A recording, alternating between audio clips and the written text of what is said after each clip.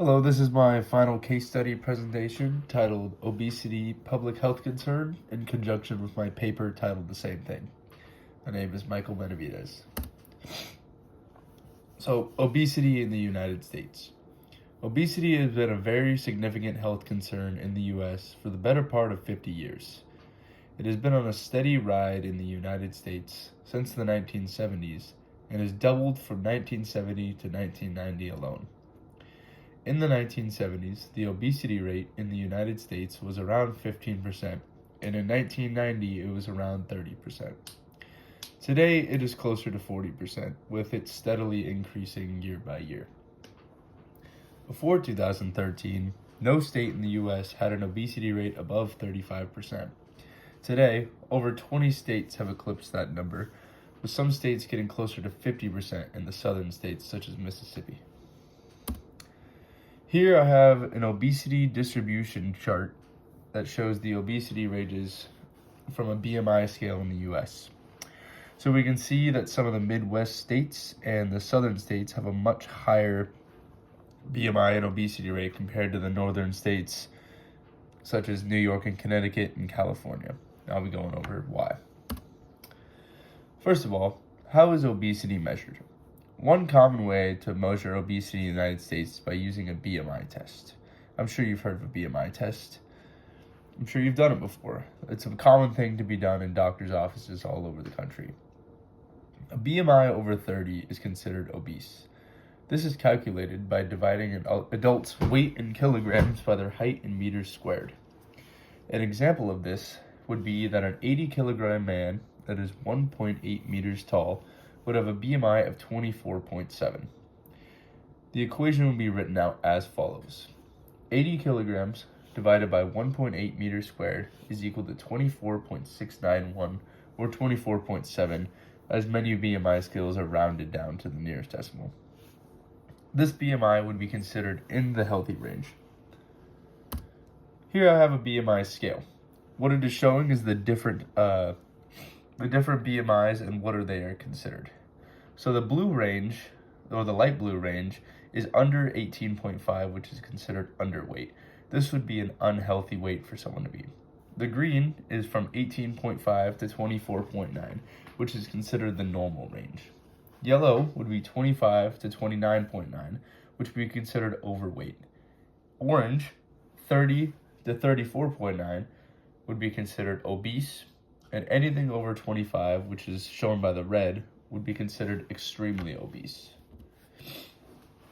So, while this is a commonly used practice, it's not perfect. The BMI scale should not be somebody's end-all calculations when they're considering if they are obese. BMI does not take into account factors such as muscle mass or water weight when taking this number into account. It is simply a calculation to extract mass amounts of data over the U.S. to get things such as obesity rates over the country. Some people that have problems with the BMI scale are people such as athletes and bodybuilders, who are typically seen to be obese on the scale because of their large amounts of body mass. For example, someone who's around 5'9", 220 pounds is a pretty normal size for a bodybuilder, but I would say that they wouldn't be considered obese. So, somebody who has this exact same height and weight, but is a very sedentary lifestyle and has around 30 to 35% body fat would be considered obese, but these people would have the exact same BMI. So while it's efficient at taking mass amounts of data, it's not an extremely accurate scale. Why is obesity such an issue? I know a lot of people talk about obesity and how it's an issue in the United States, but not everybody says why. So the World Health Organization classifies obesity as someone who's accumulated an excessive amount of body fat to where it presents a health risk. The main one of these health risks being cardiovascular disease. Cardiovascular disease is almost solely caused by obesity and is the leading cause of death in the United States. It has passed cancer and stroke as the leading cause of death. This disease is responsible for over 680,000 deaths in the United States alone every year.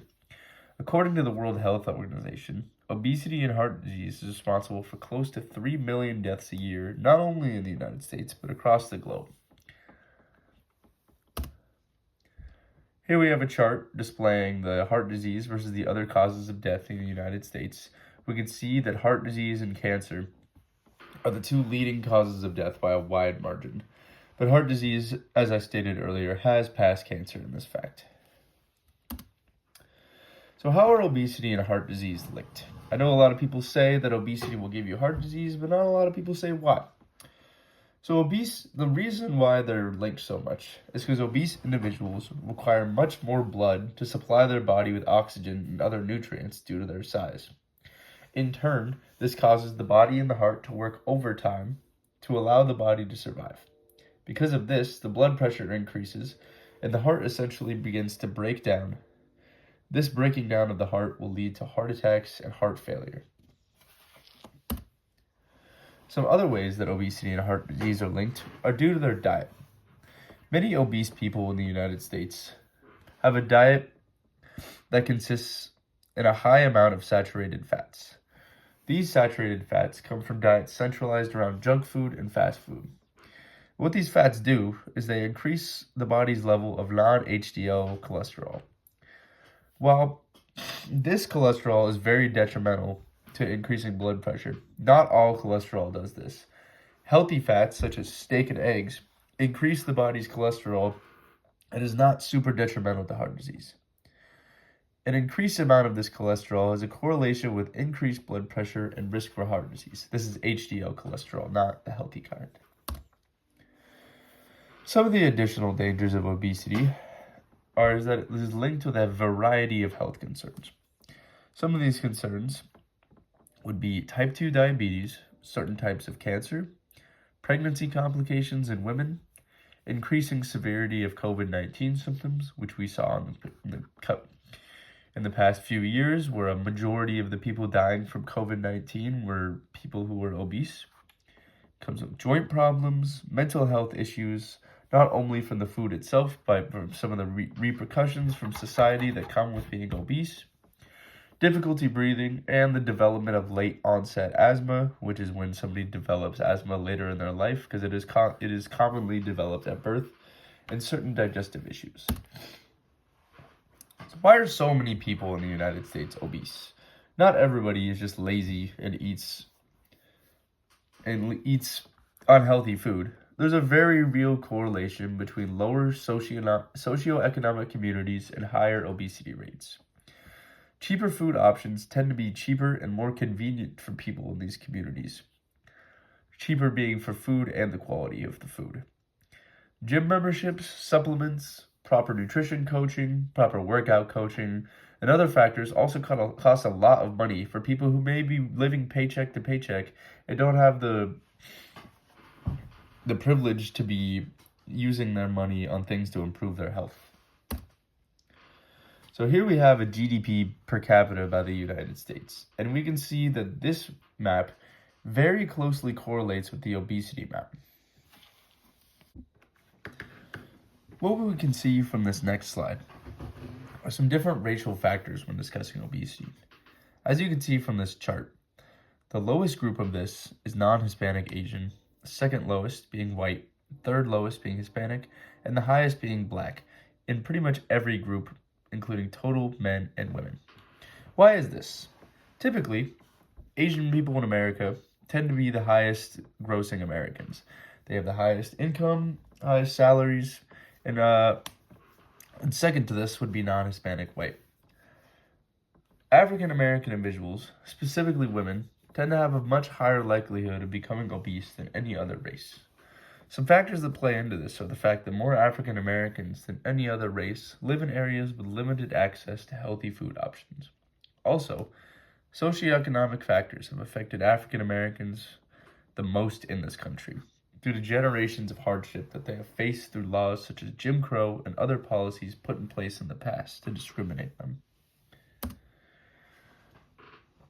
Now, while almost everybody wants America to be less obese, there are some obstacles in the way of addressing the obesity epidemic.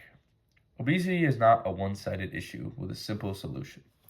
Multiple different groups of people have to be involved in order for something to change in this country. These groups range from people as high as the federal government for regular people like me and you deciding where to eat for lunch that day. A huge problem we run into in addressing this problem is greed. Large companies that run fast food restaurants, medical facilities, healthcare companies do not want obesity to end because it makes them money. But how does it make them money? Yes, I'm stating that these companies profit off of obesity. What these companies are doing is giving people a problem and selling them the solution. For an example of this is a few years ago when the iPhone stopped having a headphone jack, what they did was start selling something called a dongle that you could plug into the charging port and plug your old headphones into. This was something that you had to buy and a problem that didn't need to happen. What these fast food companies are making money off of is their convenience, not necessarily how good their food is. They want to pump out as much food as possible so that people always have access to it all the time. Because of this, the quality and the caloric density of the food is horrible. Because people are eating all this horrible, inconvenient food all the time, they become obese and have to start taking medication to deal with their symptoms and diseases because of their obesity. So how do we solve this? Obesity is not something that can be changed overnight. As anybody who has lost weight, they know that this problem is going to take them years to fix. Since this is an issue that has accumulated itself over a half century in the US, it will take time for the obesity rate to begin declining. Many of these changes would have to be done through regulations that the federal government makes to the companies regarding the US people's food. Along with this, community involvement in places such as school and the workplace have to be involved in order to make change throughout the entire United States. So one main goal that I had for this project was school lunch change. The specific part of this SMART goal would be to require every school in America to provide their students with 2 healthy, nutritious meals Monday through Friday. This would be breakfast and lunch. The measurable goal of this would be to ensure that each school is given the proper supply of food needed for each year for each student by having each student elect to have school lunch or not before the school year starts, so they know how much food they're going to need to feed them every single day. I believe that this is achievable because a project along these lines has been done before through the Obama administration and their Child Nutrition Act, meaning with the proper funding, this kind of project can be done again and even improved upon. This goal is very relevant because the prevalence of child obesity in the US is around 20%, as well as close to 70% of students reporting that they have unpaid school meal debt, meaning that they are paying for lunch, but they're not able to afford it because of the systems we have in place regarding school lunch. Time bound. I believe this change can be implemented in one presidential term, as done through the Obama administration, and that act that they put in was in place years after Obama left. So the implementation plan. The original funding allocated to the Child Nutrition Act was $10.1 billion. It ended in 2020 without being renewed. For this new proposed School Lunch Act, the funding and years allocated to the program would need to be vastly increased in order to see lasting effects for years. I believe a 20-year program with allegations of about $40 billion would suffice to introduce healthy school lunches to the nation's youth. I got these numbers as the original Child Nutrition Act was a 5-year program with allocations of around $10 billion. So I think that multiplying this by around 4 would be long enough for children and generations to see changes for years to come. However, for this to happen, we were pretty much guaranteed to need a Democratic president and a majority Democratic Senate, as the last time an act like this was brought to the Senate, with a much lower allocated funds, an overwhelming majority of the Republican senators voted against it. How would we evaluate and measure this goal? To measure the effectiveness of this plan, we would need to go over child obesity rates from year to year while the plan is implemented and compare them to rates when the plan was not in place. This would show an almost direct correlation between children's school lunches and child obesity rates. Also, if the plan is proven to be effective, it can be renewed, further proving the effectiveness of its implementation. Goal 2, health education. Staying along the lines of schools. The specific part of this goal would be to make healthy lifestyle class be a part of required curriculum like a math or a science. The measurable part of this goal would be since transcripts are available publicly or by request, we can see which schools have implemented this and which students have taken it. Achievable. I believe this is achievable because many people have already said that public school education does not teach them necessary life skills.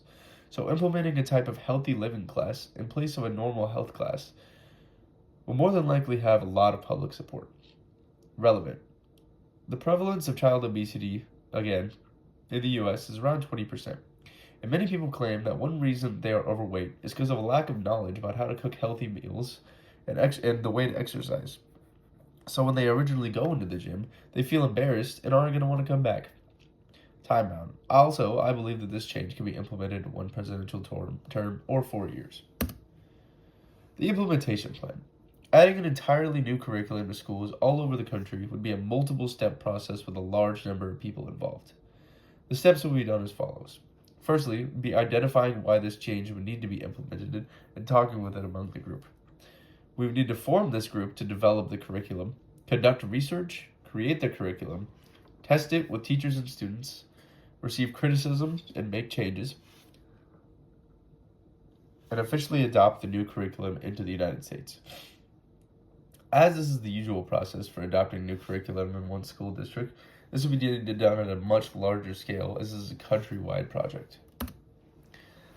This project will require one school district from each state to act as a test group for the implementation of this curriculum, each having their own unique attributes to it. Once the initial testing is done and criticisms have been made, representatives from each of the states will converse and make the required changes needed to fit the different demographics of each state. Only after each curriculum has been modified accordingly and certain boxes have been checked, will the curriculum be implemented into the entire country at the beginning of the following school year. So how to evaluate and measure this? To measure the effectiveness of this plan would be to measure the grades of every student who takes this class as to measure their retention. As the curriculum of this class will be mainly based upon important health skills such as cooking and exercise, the exams will likely be demonstrations of such, meaning the grade would directly affect the student's ability to do so. After some time, we will be able to measure if the generations of students who have gone through this curriculum have lower obesity rates than the generations before them. The third SMART goal would be policy change. The specific part of this goal is being able to create policy to discourage healthcare medical companies from profiting off of obesity medication. The measurable part of this goal will be changing the trillions of dollars in profits that these companies make to zero. I believe this is achievable because most European countries have already gotten rid of or never even had a privatized healthcare. The relevance of this is huge, especially because of recent events. The U.S. people have called for public healthcare to be implemented for decades. Also, recently there's been a very sudden increase in public knowledge of some of the evils of the healthcare system due to the Luigi Mangione situation. Time bound. This would not be a sudden implementation, it would be the long-term goal of this project, as the political landscape of healthcare industries would push back greatly against this plan. So what is the implementation? A plan this large would take multiple decades to implement, as it would require the dismantling of the healthcare system as we know it in the U.S. This would require a government fully supportive of the American people, and not one that values profit as much as it does. Because of the healthcare system no longer being privatized, this would require a much larger government budget being put out into healthcare. We could take this budget out of resources such as military spending and foreign relations. How would we measure this? One way to measure the effectiveness of this plan would be to survey the amount of Americans who have access to healthcare after the plan versus before it. This can be done through random surveys, through mail and email all over the country to get a general idea of how many people have access to this new healthcare system. Another would be to do the BMI type survey that I showed you earlier throughout the country to see if it has had an effect on the obesity rates throughout the country. Thank you for listening. These are my sources.